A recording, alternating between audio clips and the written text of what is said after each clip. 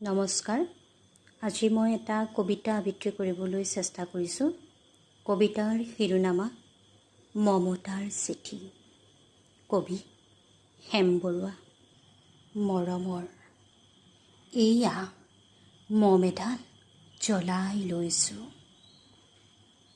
আজি বহু দিনৰ মূৰত তোমালৈ চিঠি লিখোঁ বুলি বাহিৰৰ উৰুঙা বতাহজাক আহি মমডাল কোবাইছে। চাওঁ, খিৰিকীখন জপাই দিওঁ। 7 বছৰৰ আগৰ কথাবোৰ তোমাৰ মনত আছেনে? আমি যে নতুন জীৱনটোৰ পাতনি মেলিছিলোঁ। মোৰ গাত সেই অচিনাকি নিজা বাৰুকৈ লাগিছিল। সিদিনা আছিল কাতিৰ কুঁৱলী সনা কোমল পুৱা। পদূলিত তলসৰা শেৱালিবোৰ উপচি আছিল। আৰু সন্ধিয়া মই তোমালোকৰ ঘৰলৈ নকৈ আহিবৰ দিনা আকাশৰ মেঘৰ মোহনাত হালধীয়া জোনটো নাওখন লৈ আমাক যে ৰিঙিয়াই মাতিছিল তৰাৰ দেশলৈ।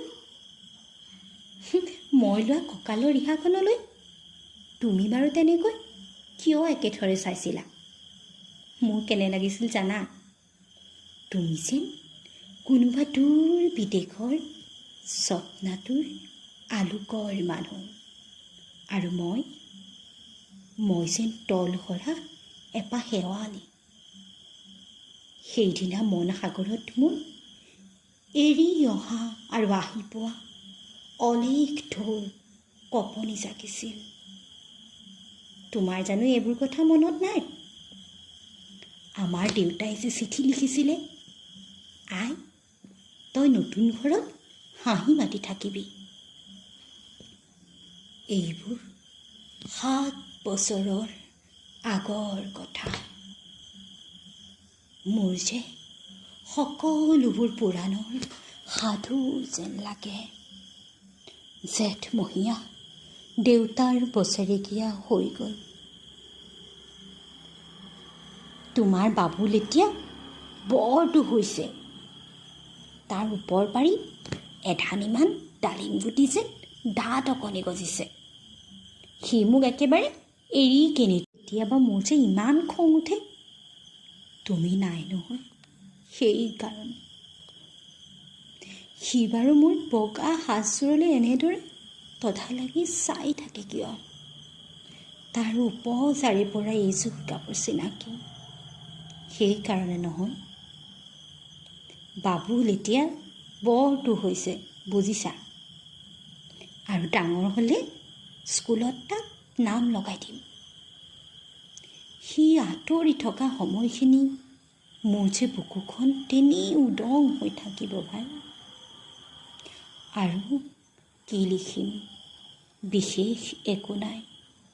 মোৰেই শপত, তুমি যিদিনা উলটি আহিবা মোক আগতীয়াকৈ জনাবা দেই। মই ভোক দৈয়েদি ভটিয়াই গৈ বুঢ়া লুইতৰ বুকুৰ পৰা তোমাক ৰিঙিয়াই মাতিম। তুমি যিদিনা উলটি আহিবা মোক আগতীয়াকৈ জনাবলৈ নাপাহৰিবা দেই। মৰম ল'বা। ইতি তোমাৰ মমতা। পুনঃ এইবাৰ বুজিছা, মাঘৰ মেজিৰ জুইকুৰা বৰ ৰঙাকৈ জ্বলিছিল। আমাৰ আইতাৰ কলি ছাগলীজনী দুটা পোৱালি জগিছে। এটা সুত পকা আৰু আনটো পখৰা। ধন্যবাদ।